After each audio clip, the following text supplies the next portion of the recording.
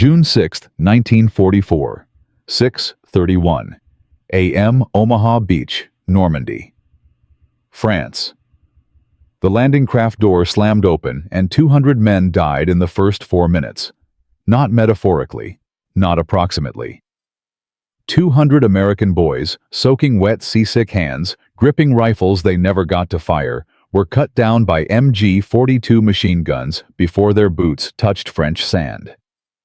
The water turned red so fast that the soldiers still aboard the next wave thought the tide itself had changed color. Artillery shells detonated in the shallow surf, flipping half-ton vehicles like toys.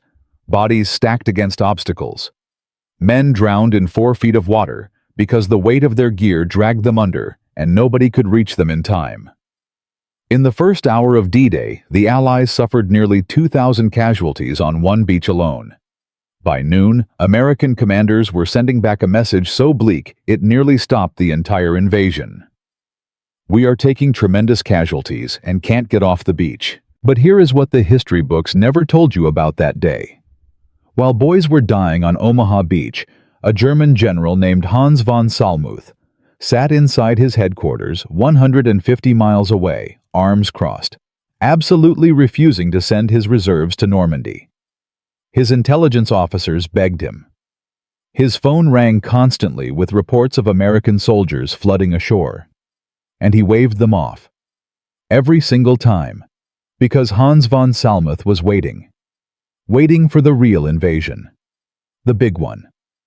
The one that every piece of German intelligence told him was still coming.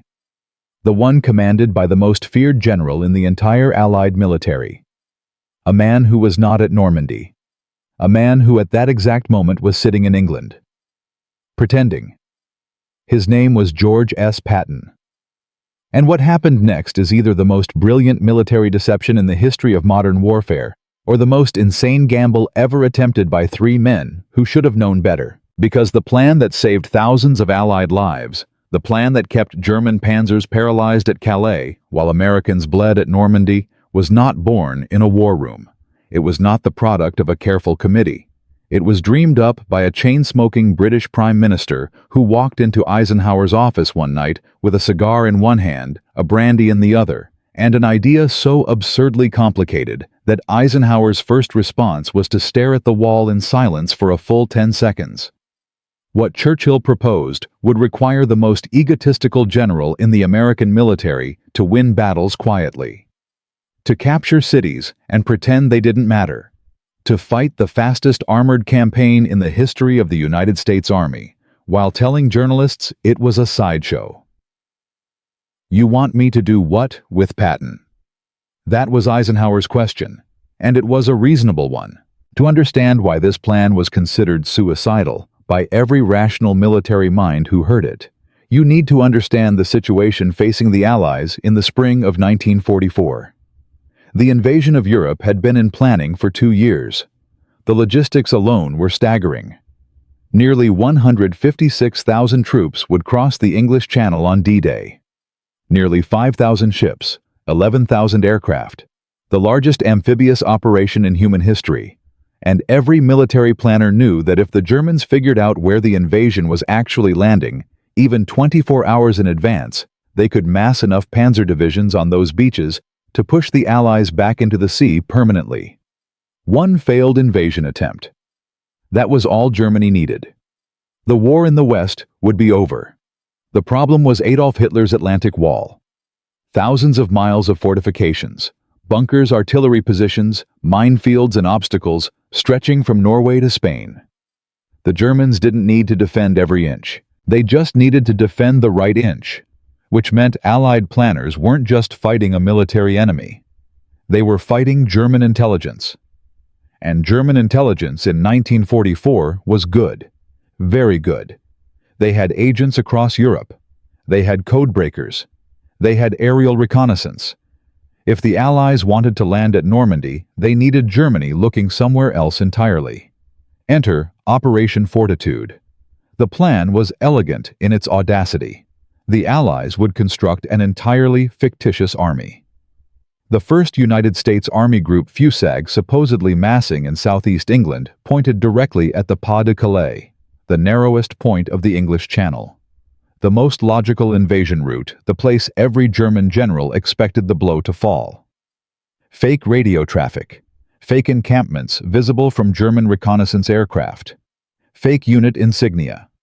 Fake equipment, inflatable tanks, and wooden artillery pieces that looked real from 30,000 feet. An entire phantom force built from rubber and radio waves.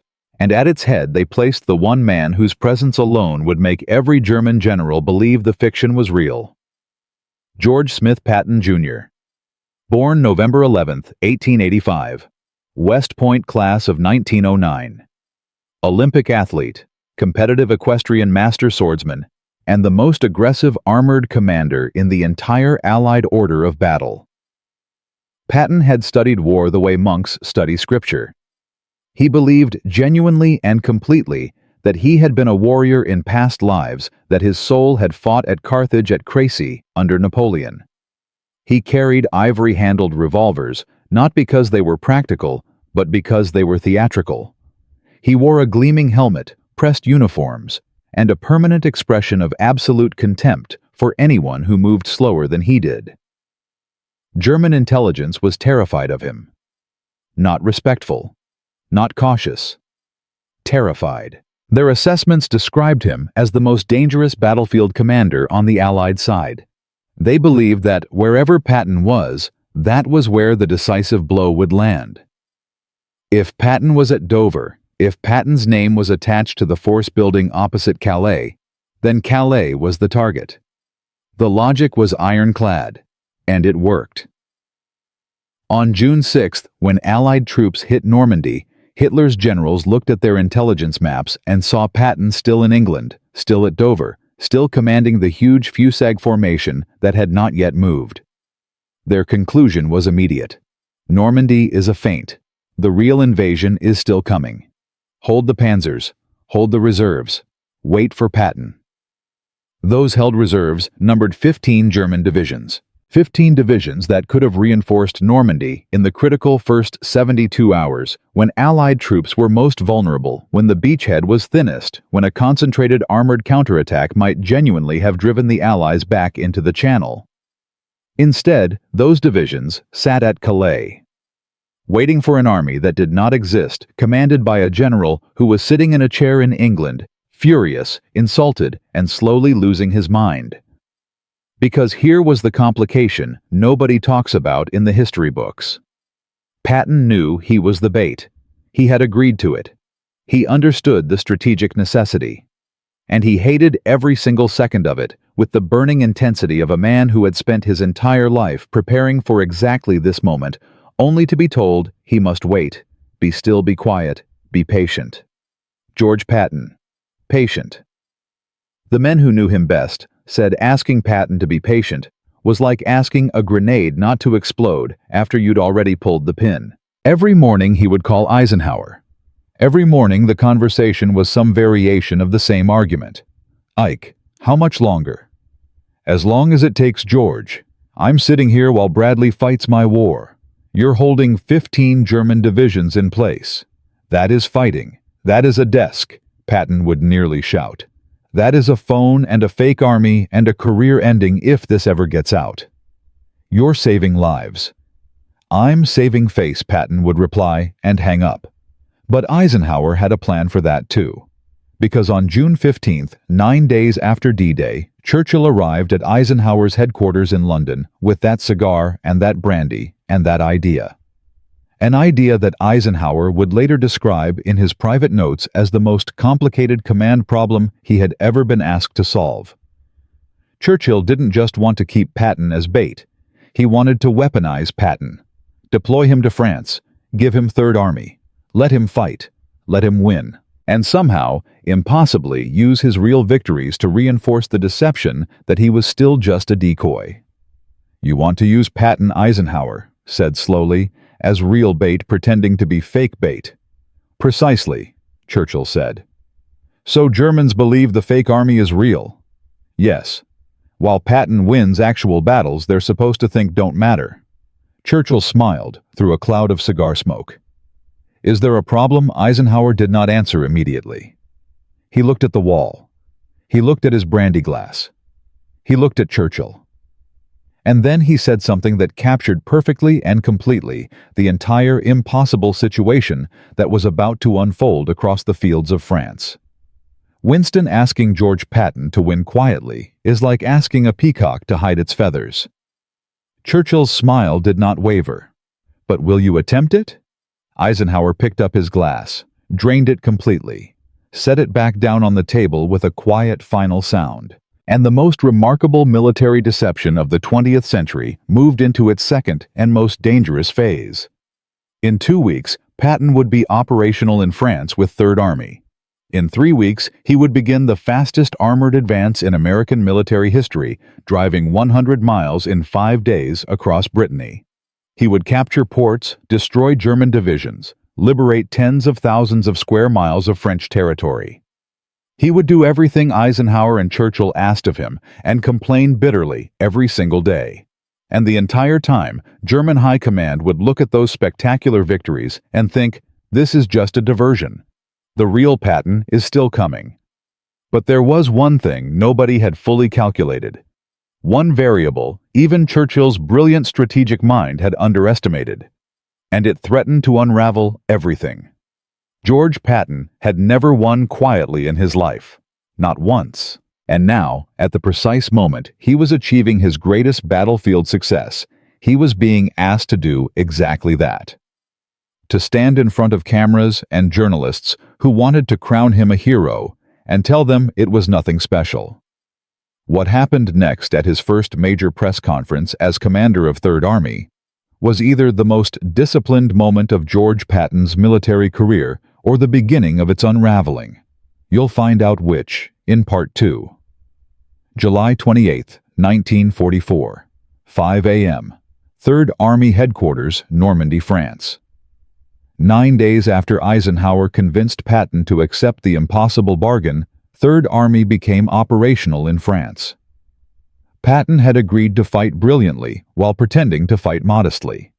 He had agreed to win loudly in private and quietly in public. He had shaken hands with Churchill over a secure phone line and said, "Fine, I'll do it." And for approximately 72 hours, he almost managed it. Then came the press conference, and then came the problem nobody saw coming. Not Eisenhower, not Churchill, not German intelligence. The problem was not that Patton failed to maintain the deception. The problem was that he maintained it too well, and it nearly got him removed from command entirely. Here is what happened. Third Army moved into France on July 28th with the speed of a controlled explosion. Patton's orders were textbook breakout of Normandy, pour into Brittany. Capture the deep-water ports of Brest-Saint-Malo and Lorient. Those ports were essential. Without them, Allied supply lines would strangle. Without supplies, the advance stalled. Without the advance, the war stretched into 1946. The math was brutal, and everyone understood it. Capture the ports, or watch the liberation of Europe slow to a crawl. Patton understood the math better than anyone. He had been reading Rommel's battlefield reports since North Africa, studying German armored doctrine the way a surgeon studies anatomy. He knew that speed was armor. He knew that hesitation was death. And when Third Army crossed the line of departure on July 28th, he drove his columns forward with an aggression that shocked even officers who thought they knew what Patton was capable of. 30 miles the first day, 50 miles in 48 hours. By the end of the first week, lead elements of Third Army had reached the base of the Brittany Peninsula and were pouring west toward the Atlantic coast. The numbers were staggering. In the history of American armored warfare, nothing like this had ever happened. Not in North Africa. Not in Sicily. Nowhere. Back at SHAEF headquarters, Eisenhower's intelligence chief dropped a report on his desk and said simply, "The Germans don't know what to think." "Perfect," Eisenhower said. "That is exactly what we want." But then the second report arrived. And this one was not perfect. General Omar Bradley had read the transcripts of Patton's first press interactions. He had read the careful, diplomatic language Patton used when journalists asked whether Third Army was the main Allied effort. He had read Patton's measured praise of Montgomery, his vague references to Brittany as a supporting operation. And Bradley, who had known Patton for 30 years, who had served under him and over him and alongside him across 2 continents, picked up the telephone and called Eisenhower with genuine concern in his voice. "Ike," he said, "something is wrong with George." Eisenhower asked what he meant. "I've read 6 press transcripts," Bradley said. "Patton has not boasted once. He hasn't insulted Montgomery. He hasn't claimed credit. He hasn't said anything inflammatory. He answered every question politely and gave measured, collaborative answers about the Allied effort." Eisenhower said nothing for a moment. "That's what we asked him to do." "I know," Bradley said. "That's why I'm worried. George Patton being diplomatic is like a dog walking on its hind legs. It's not that he does it well, it's that he's doing it at all. Something is either wrong with him medically, or he's storing up something catastrophic." Bradley was half right. Patton was storing up something. Not catastrophic exactly, but significant. Because while the press conferences were going smoothly, while German intelligence was sending back confused assessments about whether Third Army's advance was genuine or diversionary, a different crisis was building inside SHAEF itself. And it threatened to end the entire operation before it reached its peak. His name was Major General John C. H. Lee. He ran the communications zone, the vast logistical apparatus that fed supplies to every Allied army in France. Fuel, ammunition, food, replacement parts. Everything that kept tanks moving and soldiers fighting flowed through Lee's organization. And Lee had decided, through a combination of institutional process, bureaucratic caution, and personal animosity toward Patton, that he barely bothered to conceal that Third Army's breakneck advance was logistically irresponsible and needed to be slowed down. Lee sent a formal memorandum to Eisenhower's headquarters on August 2nd. The language was polite. The conclusion was not. Third Army's advance rate was outrunning its supply lines. At current consumption, Patton's armor would be running on empty within 10 days. Lee recommended imposing strict fuel allocations that would effectively cut Third Army's daily advance rate by 60%. He framed it as a logistics necessity. Everyone in the room understood it was also a power play. Patton found out about the memorandum within 6 hours. He drove to Lee's headquarters without an appointment, walked past 2 aides who tried to stop him, and stood in the doorway of Lee's office with an expression that his chief of staff later described as controlled nuclear detonation. John Patton said, using Lee's first name with the particular precision of a man who wants you to know he is furious, but choosing words carefully, "You are going to explain to me why you want to put a leash on the fastest army in this theater while German divisions are retreating in disorder across France." Lee looked up from his desk. He was not a man easily intimidated. "General Patton," he said, "Third Army is consuming fuel at a rate that cannot be sustained.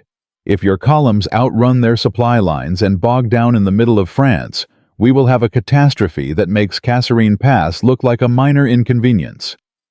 Patton stepped into the office.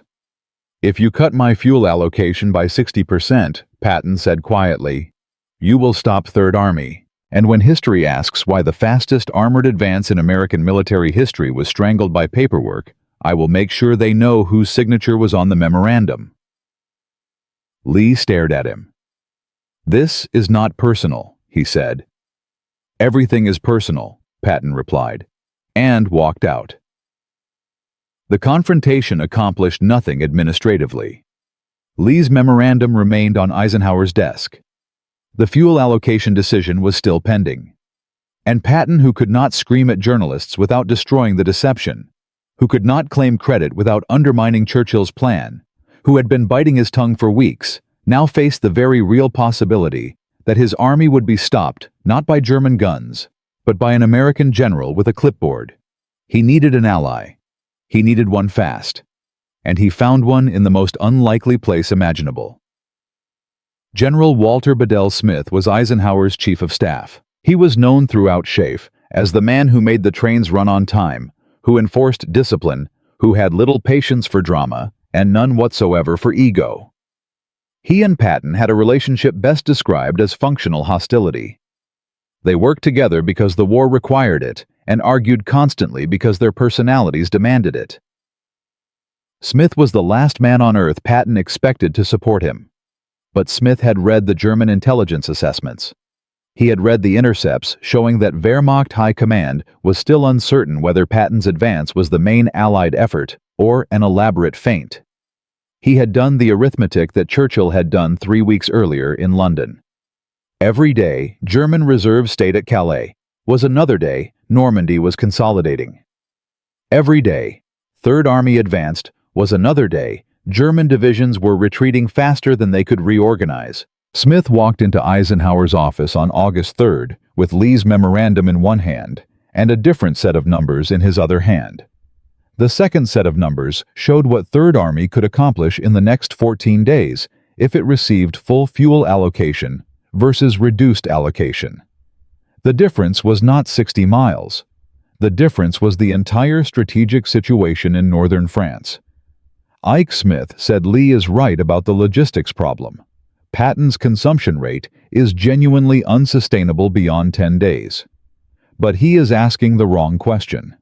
The question is not whether we can afford to fuel Patton at full rate. The question is whether we can afford not to. Eisenhower read both documents. He looked at the map. He made the decision in 45 seconds. Full fuel allocation continued. Lee's memorandum was filed and never acted upon.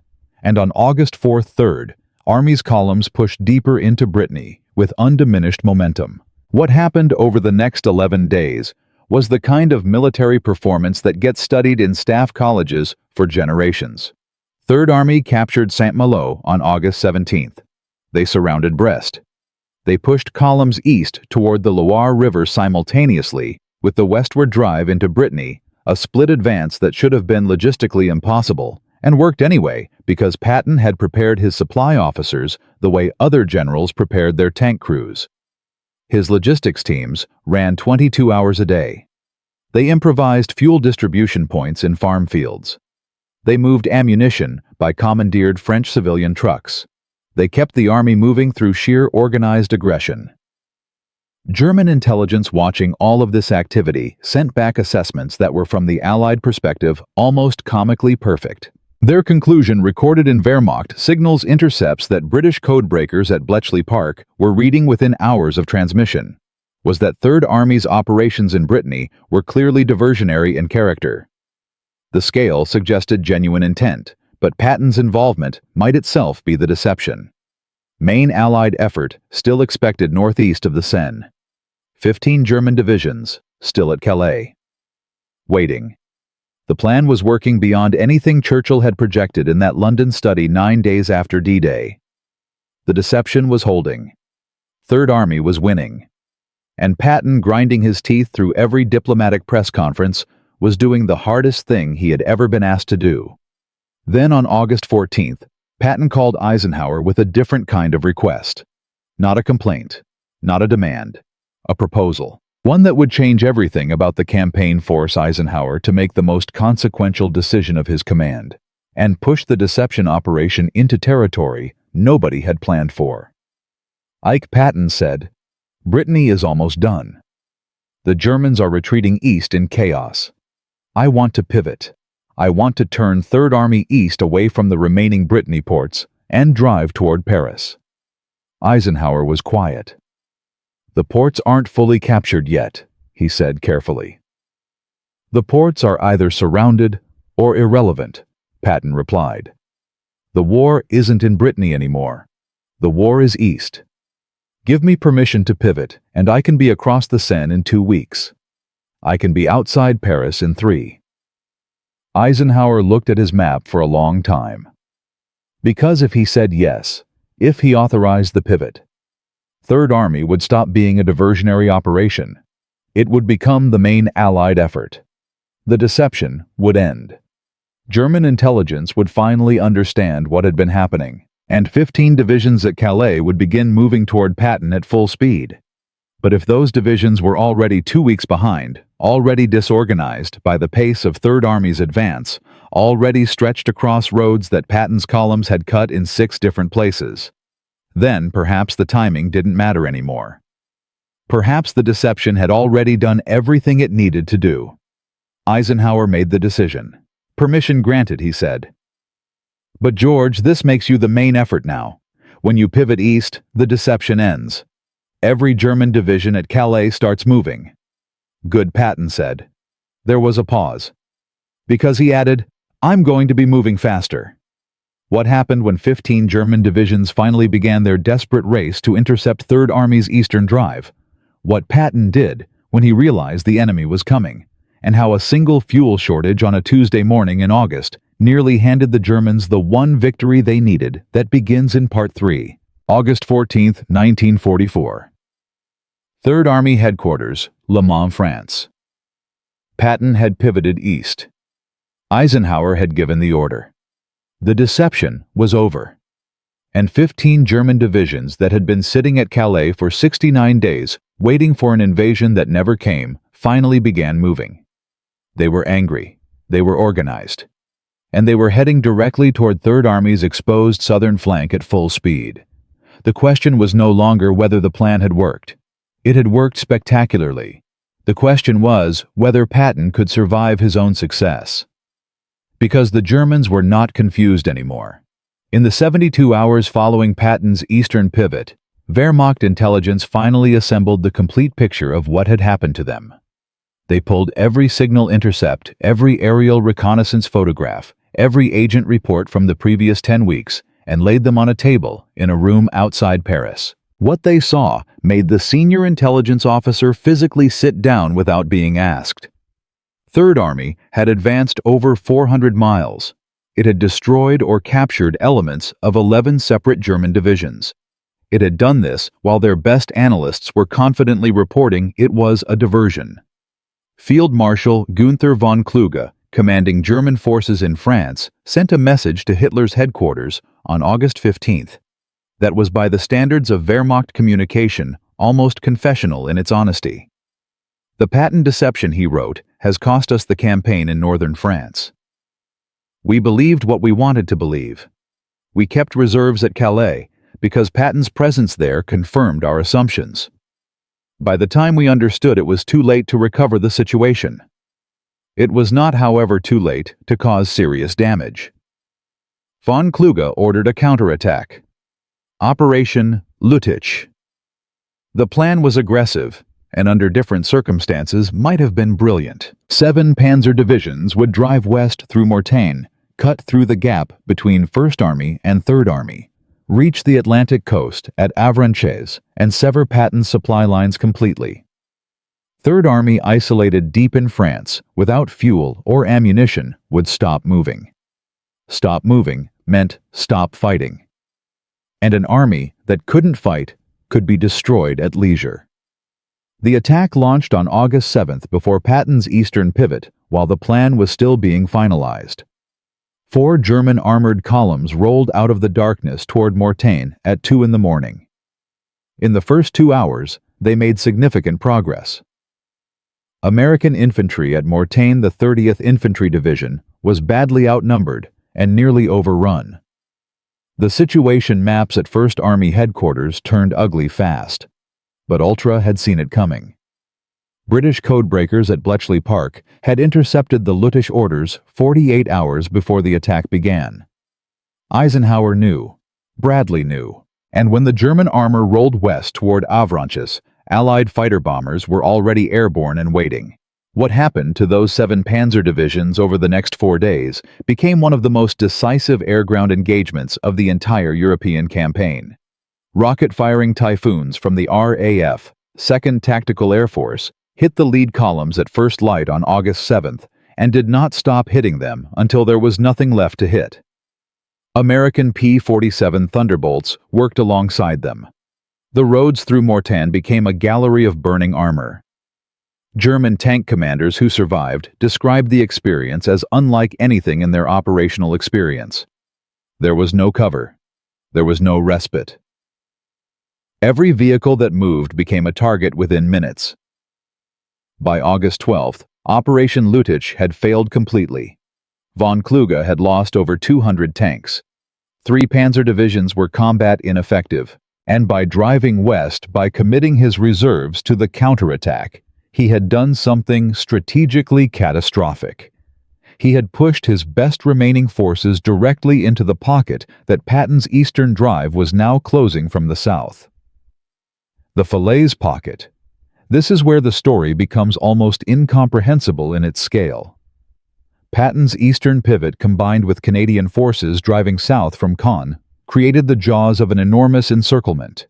Inside those jaws, approximately 100,000 German soldiers, the remnants of Army Group B, were trying to escape east before the gap closed entirely. Von Kluge understood what was happening. His commanders understood. They called it the Kessel the Cauldron, and they were right. August 18, 1944. Chambois, Normandy, the gap. The closing of the Falaise pocket fell to two units converging from opposite directions. The Polish 1st Armored Division driving south from the Canadian sector, and the American 90th Infantry Division pushing north from Patton's 3rd Army. The gap between them was 12 miles on August 17th, 8 miles on August 18th, 5 miles on the morning of August 19th. Inside that shrinking corridor, the roads were packed with everything Germany had left in France. Trucks, horse-drawn artillery, staff cars, tanks with no fuel being pushed by their crews, soldiers on foot carrying rifles and nothing else. The exodus moved east with the specific desperation of men who understood exactly what was happening to them. Allied artillery fired continuously. The fighter bombers returned mission after mission, working the roads methodically. German anti-aircraft guns fired back from the columns below, and some of the aircraft were hit, and some of the pilots did not come home. But the columns kept burning. The roads kept filling with wreckage, and the gap kept closing. On August 19th, at 1900, elements of the Polish 1st Armored Division made contact with the American 91st Infantry at a small town called Chambois. A Polish lieutenant named Kartz shook hands with an American sergeant, whose name the records do not preserve. The pocket was closed. What followed was 4 days of fighting so intense that veterans who survived Omaha Beach said Falaise was worse. The encircled Germans did not stop fighting. They attacked the closing ring repeatedly, desperately, because the alternative was capture or death. They found weak points. They broke through in several locations. Thousands of soldiers escaped east across the Dives River in the chaos. The pocket was never perfectly sealed, but it was sealed enough. When the fighting ended on August 22nd, the numbers were staggering. Approximately 50,000 German soldiers were taken prisoner inside the pocket. 10,000 were confirmed killed. The equipment losses were total: 1,200 artillery pieces, 400 tanks, 5,000 vehicles of every description. German Army Group B, the force that had held Normandy since June 6th, effectively ceased to exist as a fighting formation. Patton's Chief of Staff, General Hugh Gaffey, walked through the aftermath roads outside Falaise and wrote in his diary that night with the blunt precision of a man who had spent 3 years measuring military effectiveness, "I have seen the results of many battles. I have never seen anything like this. This is not a defeated army. This is a destroyed army." German prisoners taken in the pocket were asked through interpreters about Patton. Their answers, recorded by American intelligence officers, showed something remarkable. Many of them had known Third Army was coming. They had received intelligence reports about the Eastern Drive. They had understood intellectually that encirclement was possible, but the speed of it, the absolute relentless pace that gave retreating units no time to organize, no time to establish defensive lines, no time to do anything except run, had paralyzed their response at every level. One German colonel commander of a Panzer Grenadier regiment said simply, "We could not think fast enough to counter him." That was the real weapon. Not tanks, not artillery, not even air power, though all of it mattered. The weapon was tempo. The speed that Patton had been building, maintaining, demanding from his supply officers and his column commanders and his fuel depot operators since July 28th, had compressed German decision-making time to nothing. By the time von Kluge understood what was happening, the jaws were already closing. By the time unit commanders received orders to withdraw, the roads east were already cut. The effect on German strategic planning was immediate and catastrophic. Wehrmacht High Command had been operating on the assumption, based on 69 days of intelligence reporting, that the Allies would advance methodically, consolidating each gain before attempting the next. The logistics of modern warfare imposed limits: fuel consumption, ammunition supply, maintenance requirements. These factors constrained all armies equally. Or so they had believed. What Patton demonstrated between July 28th and August 22nd was that those constraints could be pushed past their theoretical limits if the commander was willing to accept risk that conventional doctrine classified as unacceptable. Third Army had operated beyond its sustainable supply range for 3 weeks and had not stopped, had not slowed, had not consolidated. It had accelerated. German planners who survived the war and were interviewed afterward identified the Brittany to Falaise campaign as the moment they understood they could not win in the West. Not because of the losses, though the losses were catastrophic, but because of what the losses revealed. The Allied army was capable of operational tempo that German doctrine had no answer for. Their training, their planning cycles, their command structures, all of it assumed an enemy that would pause. Patton did not pause. Eisenhower read the after-action reports from Falaise in his headquarters on August 24th. He read the prisoner counts and the equipment tallies and the damage assessments. Then he called Patton. The conversation was short. George Eisenhower said, "I owe you an apology." Patton said, "For what exactly?" "For doubting you could do this while maintaining the deception. For thinking the restraint required was beyond you. You did both. You held your tongue for 3 weeks, and then you did this." Patton was quiet for a moment. Then he said, "Ike, the tongue part was harder." Eisenhower laughed. It was a genuine laugh, the kind that comes when relief and admiration arrive at the same moment. The strategic numbers told the final story. In 26 days of offensive operations from July 28th to August 22nd, Third Army had advanced over 400 miles, liberated approximately 13,000 square miles of French territory, and contributed directly to the destruction of the primary German force in France. Allied casualty estimates for the Normandy campaign dropped significantly compared to pre-invasion projections, in part because the extended fortitude deception had kept 15 German divisions away from the beaches during the critical consolidation phase. Staff planners at Schaeff estimated conservatively that the deception had saved between 8,000 and 12,000 Allied lives in the period between June 6th and the Falaise closure. Churchill received the final assessment in London and read it carefully. Then he wrote a single line in his personal diary that his biographers would later identify as one of the most understated observations of his wartime journals. Patton, he wrote, was worth more as bait than as a general. And as a general, he was worth everything. But here is what the headlines did not capture, what the prisoner counts did not measure, what the official histories recorded in footnotes rather than chapters. The man who had agreed to win quietly, who had swallowed his ego for 3 weeks and given diplomatic press conferences while achieving the fastest armored advance in American military history, who had done the hardest thing Eisenhower ever asked of any commander, that man was already planning his next operation, already looking east, already calculating the distance to the Rhine. And the question that nobody at Schaeff had yet asked, the question that would define the final months of the European campaign and create a controversy that military historians still argue about today, was this: what happens when you give Patton everything he needs, remove every constraint, point him at Germany itself, and then run out of fuel? That question, and the extraordinary answer to it, begins in Part 4. September 1944. Third Army Headquarters, Verdun, France.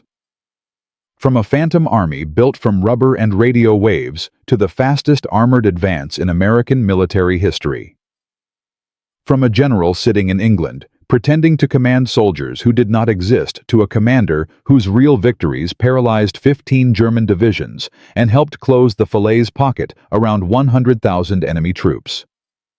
From Eisenhower's exhausted question, "You want me to do what?" with Patton to Churchill's quiet diary entry that said everything in one sentence. The journey across 4 parts of this story has covered the full arc of one of the most sophisticated military deceptions ever attempted, and the 3 impossible men who made it work against every reasonable expectation. But here is what the battle maps don't show, what the prisoner tallies don't measure. What happened to the man himself when the guns finally went quiet? Because success, it turns out, does not always arrive without a price. And the twist at the end of George Patton's story is one that even people who know his name well rarely know completely. George Smith Patton, Jr. did not live to see the full recognition he had spent his entire life believing he deserved. He survived the war. He crossed the Rhine. He drove Third Army into Czechoslovakia and had to be physically ordered to stop because, left to his own judgment, he would have driven to Prague and possibly beyond. When Germany surrendered on May 8, 1945, Third Army had advanced further faster and destroyed more enemy formations than any comparable Allied force in the European theater. The statistics were beyond argument. In approximately 10 months of combat operations, Third Army had liberated over 81,000 square miles of territory across France, Luxembourg, Belgium, Germany, and Czechoslovakia. They had captured or destroyed approximately 1.5 million German soldiers. They had done it at a pace that compressed what military planners had estimated would take 18 months into less than a year. Patton expected at minimum a command in the Pacific. He wanted Japan. He had studied Japanese operational doctrine. He had opinions about MacArthur that he was not diplomatic enough to keep entirely private. He was certain with the absolute unshakable certainty that defined every aspect of his personality that he was the right man to end the Pacific War the same way he had helped end the European one. Fast. Violently. Completely. He never got that command. Instead, he was appointed military governor of Bavaria. An administrative position, a desk, paperwork and occupation policy, and managing a defeated civilian population. It was for Patton a kind of slow suffocation. He was constitutionally incapable of the patience that occupation governance required. He made statements about the post-war treatment of former Nazi officials that generated immediate political controversy. He compared denazification policy to American party politics in a press conference that Eisenhower described afterward as one of the most damaging things any officer under his command had ever said publicly. Within weeks, Patton was relieved of command of Third Army and reassigned to head a paper formation called the 15th Army, tasked with writing the official history of the European campaign. A warrior given an archive, a lion given a library card. He called Eisenhower afterward. The conversation, recorded by aides present, was short. Ike Patton said, "You've given me a dead command." Eisenhower replied that the assignment was important and necessary. Patton said nothing for a moment. Then he said, "When history writes what Third Army accomplished, make sure they know it was real. Not a diversion. Not a supporting operation. Real." Eisenhower said, "George, everyone knows it was real." That was always the point. On December 9, 1945, Patton was traveling by car outside Mannheim, Germany, when the vehicle was involved in a low-speed collision with a military truck. The impact was minor by any objective assessment. Both vehicles were traveling slowly. The occupants of the truck were uninjured. Patton, sitting in the back seat, struck his head and sustained a spinal injury that left him paralyzed from the neck down. He lingered for 12 days in a military hospital in Heidelberg, clear-minded, talking to visitors, dictating letters, asking about horse breeding and ancient military history in the same conversations. He died on December 21, 1945. He was 60 years old. The war had been over for 4 months. The men who had laughed at the fortitude deception in the planning stages who had called the double reverse bait scheme too complicated, too dependent on Patton's cooperation, too likely to collapse under its own absurdity, outlived him by decades. Several of them wrote memoirs. Several of those memoirs mention Patton briefly in footnotes as a colorful anecdote in someone else's story. Patton did not get to write his own ending.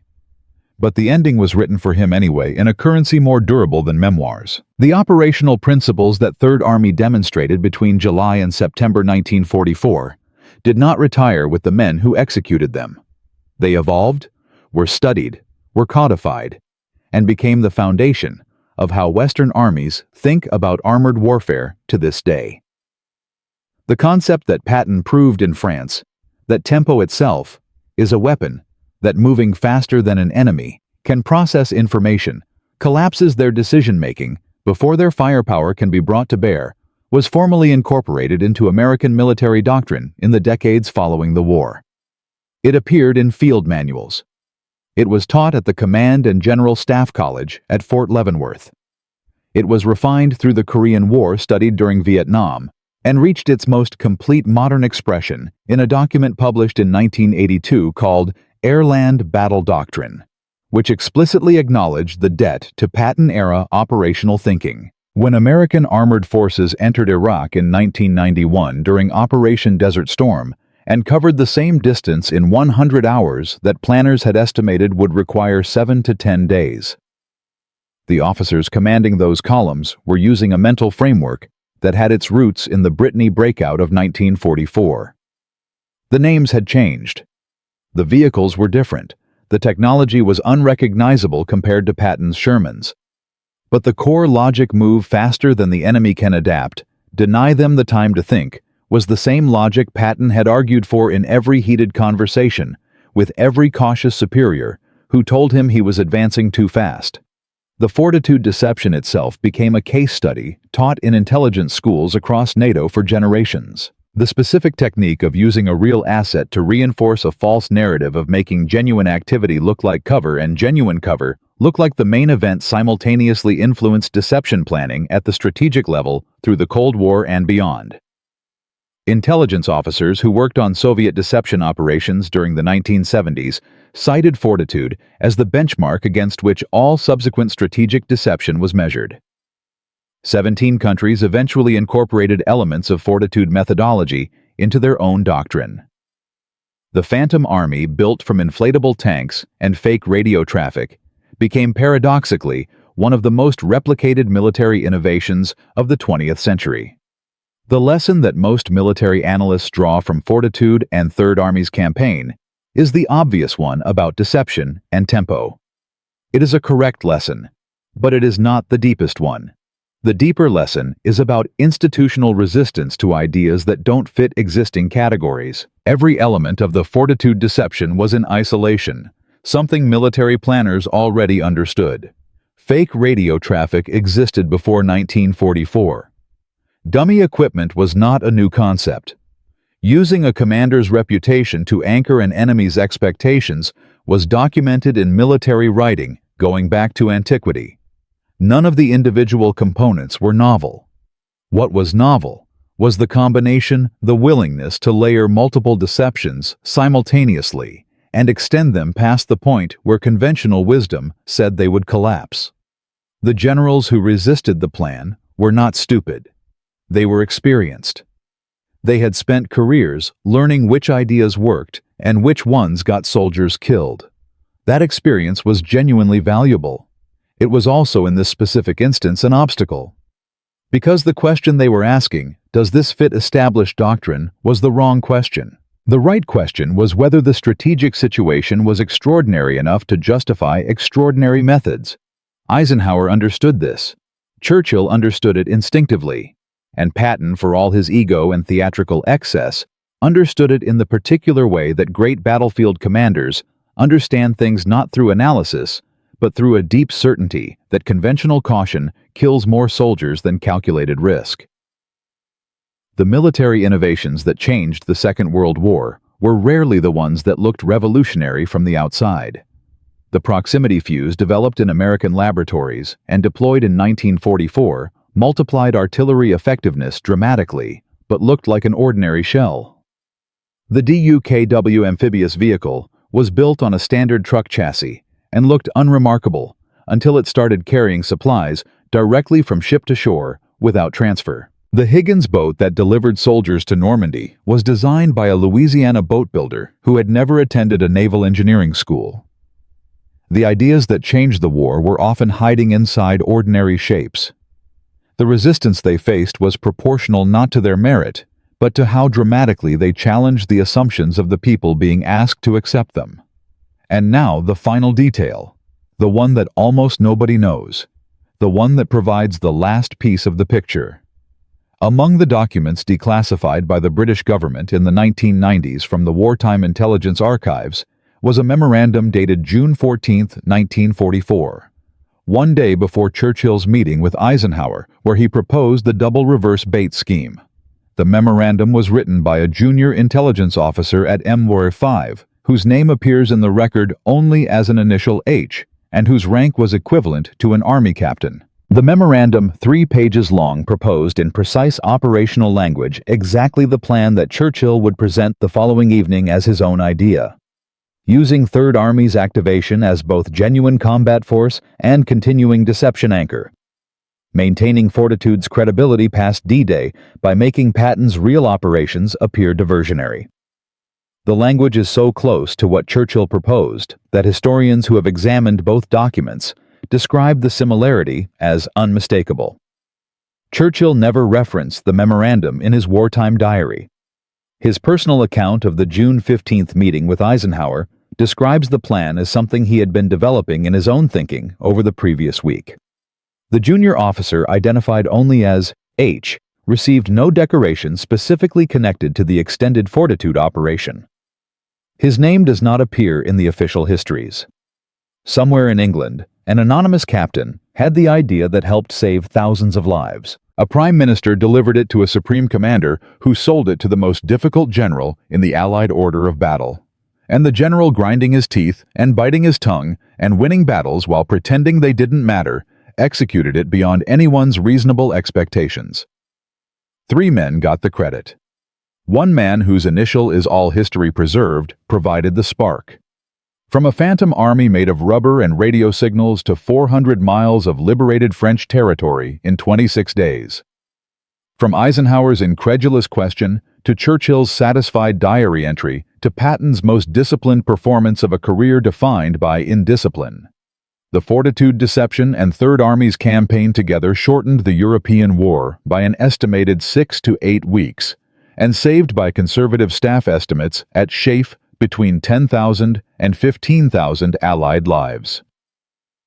George Patton never won quietly again after the summer of 1944. He didn't need to.